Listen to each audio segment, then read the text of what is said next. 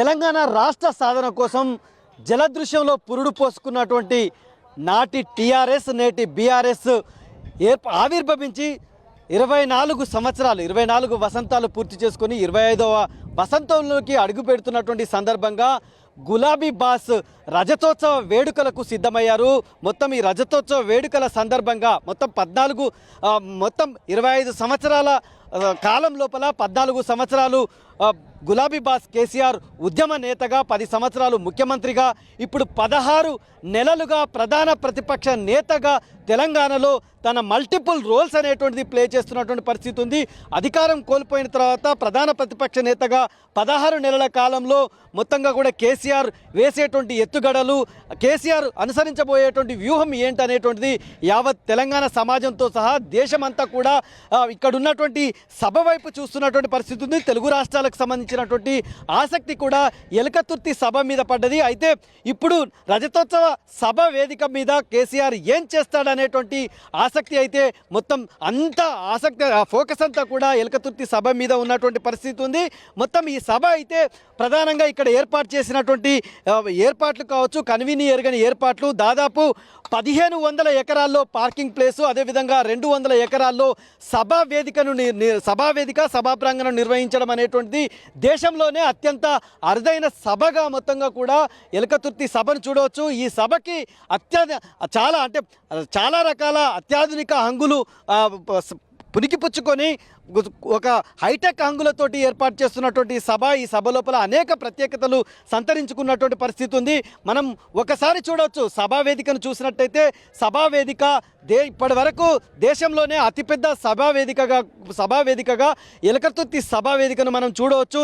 దాదాపు 500 మంది అతిథులు ఎవరైతే ఉన్నారో కేసీఆర్తో పాటు 500 మంది ఆ పార్టీకి సంబంధించినటువంటి ముఖ్య నాయకులు, అదేవిధంగా ఆ పార్టీకి సంబంధించినటువంటి ఎమ్మెల్యేలు, ఎమ్మెల్సీలు, అదే ఎంపీలు, రాజ్యసభ సభ్యులు, అదేవిధంగా ఆ పార్టీకి సంబంధించినటువంటి ప్రధాన ప్రజాప్రతినిధులు ఎవరైతే ఉన్నారో వాళ్ళందరూ కూర్చునే విధంగా ఈ సభా వేదికను, బాహుబలి సభా వేదికను 500 మంది ఆసీనులయ్యే విధంగా ఏర్పాటు చేశారు. అయితే ఇది ప్రధాన సభా వేదిక అయితే దీనికి కుడివైపు కళాకారులు ఆడి పాడేందుకు తెలంగాణ సమాజాన్ని ఇక్కడ అటెండ్ అయ్యేటువంటి దాదాపు 10 లక్షల మంది వస్తారనేటువంటి అంచనా ఉంది. వాళ్ళందరికీ సరిపడా మొత్తం వాళ్ళందరినీ కూడా అలరించే విధంగా ధూమ్ధామ్ ఆటపాటలతోటి వాళ్ళందరినీ జోష్ నింపే విధంగా కళాకారులకు సంబంధించినటువంటి వేదిక ఏర్పాటు చేశారు. దాదాపు 200 మంది కళాకారులు వివిధ బృందాలుగా ఏర్పడి ఆ వేదిక ద్వారా మొత్తంగా కూడా సభకు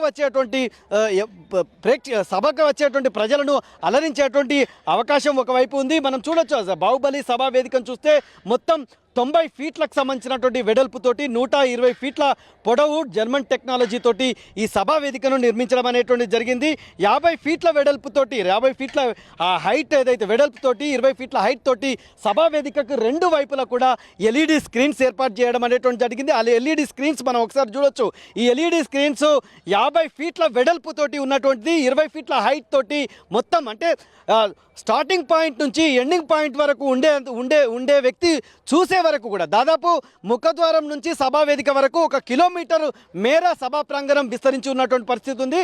అంటే స్టార్టింగ్ పాయింట్ నుంచి ఎండింగ్ పాయింట్ వరకు స్పష్టంగా కేసీఆర్ మాట్లాడేది, కేసీఆర్ హావభావాలను ప్రతి విధి గమనించే విధంగా మొత్తం ఎల్ఈడి స్క్రీన్స్ అయితే ఏర్పాటు చేయడం అనేటువంటి జరిగింది. మొత్తం మనము సీటింగ్ కెపాసిటీ ఒకసారి చూసినట్టయితే దాదాపు 2 లక్షల మంది ఆసీనులు అయ్యే విధంగా ఈ సభా వేదిక ప్రాంగణంలో సీటింగ్ అలాట్మెంట్ అనేటువంటి జరిగింది.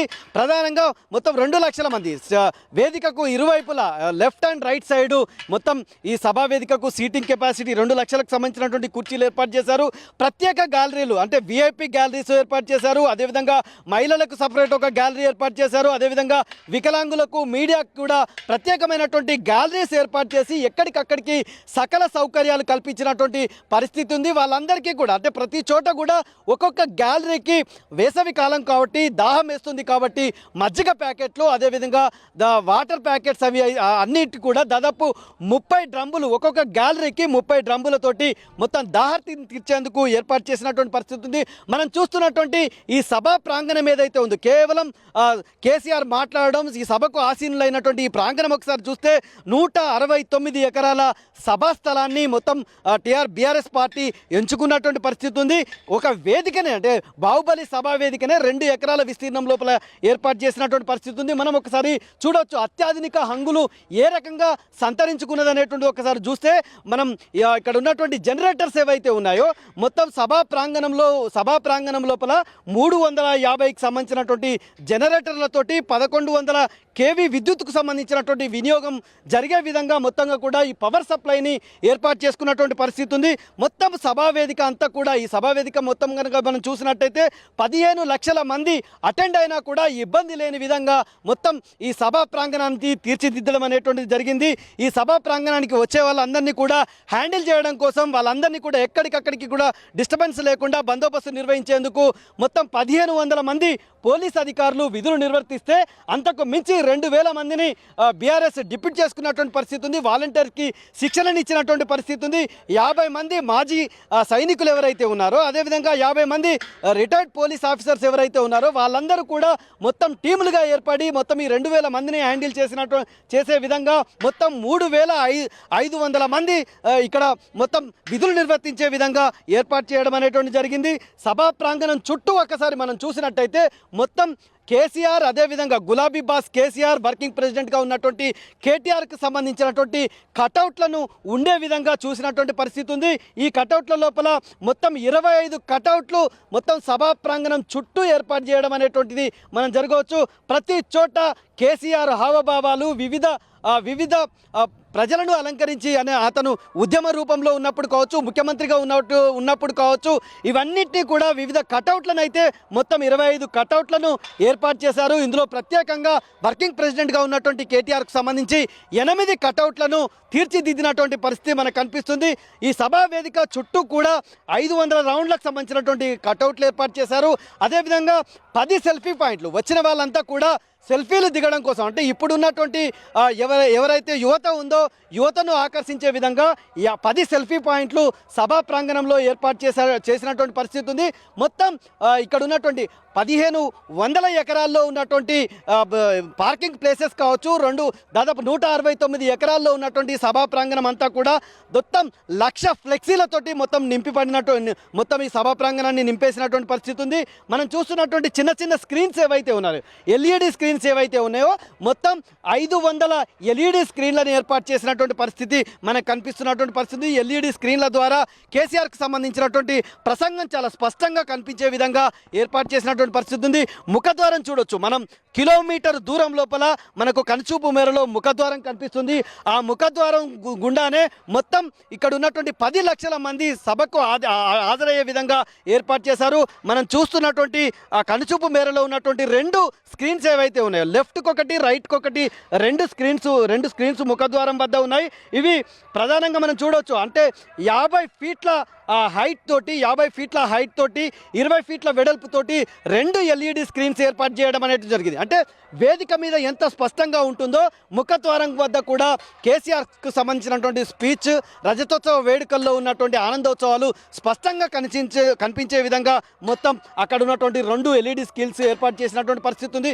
మనం ఇక్కడ చూడొచ్చు హ్యాంగింగ్ చేసినటువంటి డిజిటల్ సౌండ్ సిస్టమ్ ఏదైతే ఉందో ప్రత్యేకమైనటువంటి డిజిటల్ సౌండ్ సిస్టమ్ను ఏర్పాటు చేశారు. ఎక్కడ కూడా ఎలాంటి ఇబ్బందులు తలెత్తకుండా ఇట్లాంటి హ్యాంగింగ్ సౌండ్ సిస్టమ్స్ మొత్తం సభా ప్రాంగణం లోపల 50 డిజిటల్ సౌండ్ సిస్టమ్స్ ఏర్పాటు చేశారు. మొత్తం అడుగడుగునా కూడా విద్యుత్ వెలుగులే. ఎక్కడ చూసినా అంటే రాత్రి పగలు అనే తేడా లేకుండా సభా ప్రాంగణం అంతా కూడా ఎల్ఈడికి సంబంధించినటువంటి లైట్లు విద్యుత్ వెలుగులతోటి వెలుగులు జిమ్మే విధంగా ఏర్పాటు చేశారు. మొత్తం సభా ప్రాంగణంలో ఉండేటువంటి సభా నిర్వహణ అంతా కూడా మొత్తం వాలంటీర్స్ కావచ్చు, నాయకులు కావచ్చు, వీళ్ళంతా కూడా వాకీ టాకీలతోటి హ్యాండిల్ చేసే విధంగా ఇప్పటికే ప్రణాళిక రూపకల్పన చేసినటువంటి పరిస్థితి ఉంది. సభా వేదిక వద్ద మొత్తం నేరుగా గులాబీ బాస్ కేసీఆర్ నేరుగా అటెండ్ అయ్యే విధంగా మొత్తం హెలిప్యాడ్ ద్వారా మొత్తం సభాస్థలికి నేరుగా చేరుకునే సాయంత్రం దాదాపు 5:30కు కేసీఆర్ సభాస్థలికి చేరుకుంటారు. 5:30కు ఆయనకు నేరుగా సభాస్థలికి చేరుకునే విధంగా ఆయన హెలికాప్టర్ ల్యాండ్ అయ్యే విధంగా ప్రత్యేకమైనటువంటి హెలిప్యాడ్ ఏర్పాటు చేశారు. హెలిప్యాడ్ నుంచి సభావేదిక నుంచి ఆయన బస చేయడం కోసం కూడా ఒక ప్రత్యేకమైన రోడ్డు నిర్మించినట్టు నూతన రోడ్లు నిర్మించినటువంటి పరిస్థితి ఉంది. ఈయన సభకు అటెండ్ అయిన తర్వాత కేసీఆర్ ఇక్కడ బస చేసేందుకు కూడా పూర్తి స్థాయిలో ఒక రూమ్ ఏర్పాటు చేసినటువంటి ఆయన బస చేయడం కోసం ఒక విడిది కూడా ఏర్పాటు చేశారు. ఆ విడిదిలో కూడా సకల సౌకర్యాలు ఏర్పాటు చేసినటువంటి పరిస్థితి ఉంది. అంటే మొత్తం ఈ సభా వేదికను ఒకసారి చూసినట్టయితే దేశంలోనే కనివిని ఎరగని ఏర్పాట్లతోటి మొత్తం ఎలకతుర్తి సభ ఓరుగల్లు వేదికగా ఎలకతుర్తి సభ మొత్తం అత్యాధునిక హంగులను పుణికిపుచ్చుకున్నటువంటి పరిస్థితి ఉంది. దాదాపు ఇన్ని హంగులు సమకూర్చడం కోసం నెల రోజులుగా ఎమ్మెల్సీ పోచంపల్లి శ్రీనివాసరెడ్డి, అదేవిధంగా హన్మకొండ జిల్లా పార్టీ అధ్యక్షుడిగా ఉన్నటువంటి మాజీ ఎమ్మెల్యే దాస్యం వినయ్ భాస్కర్, మాజీ ఎమ్మెల్యేలు పెద్ది సుదర్శన్ రెడ్డి, అదేవిధంగా ఒడితెల సతీష్ నేతృత్వం లోపల 3,000 మంది నిర్విరామంగా నెల రోజుల పాటు పనిచేశారు. అదేవిధంగా జన సమీకరణ ఏదైతే ఉందో టార్గెట్ ప్రకారం 10 లక్షల జన సమీకరణలో భాగంగా ఉమ్మడి వరంగల్ జిల్లాలో పెద్ద ఎత్తున జన సమీకరణ చేసేందుకు మాజీ మంత్రిగా ఉన్నటువంటి ఎర్రబెల్లి దయాకర్ రావు పూర్తి బాధ్యతలు నిర్వర్తిస్తున్నటువంటి పరిస్థితి ఉంది. అంటే గ్రామంలో ఊరు వాడను ఏకం చేసి కదిలించే విధంగా మొత్తం ఏర్పాటు చేస్తున్నారు. 50,000 వాహనాల పార్కింగ్కు సరిపడా ఇక్కడ ఏర్పాటు చేశారంటే సభను ఎంత ప్రతిష్టాత్మకంగా బీఆర్ఎస్ తీసుకుంటుంది, ఇక్కడ ఉన్నటువంటి నాయకులు ఏ రకంగా తీసుకుంటున్నారో మనకు అర్థమవుతున్నటువంటి పరిస్థితి ఉంది. అంటే గతంలో నిర్వహించినటువంటి సింహ గర్జనను తలదన్నే విధంగా ఇప్పుడు రజతోత్సవ సభకు సంబంధించి ఎలకతుర్తి సభ మొత్తం భారతదేశం అంతా ఎలుగెత్తి చాటేలా, ప్రపంచం అంతా ఎలుగెత్తి చాటేలా ఎలకతుర్తి సభ చరిత్రను నిలిచిపోయే విధంగా బీఆర్ఎస్ ప్రతిష్టాత్మకంగా తీసుకుంటుంది. కెమెరామెన్ సునీల్తో కేకే 10 టీవీ వరంగల్.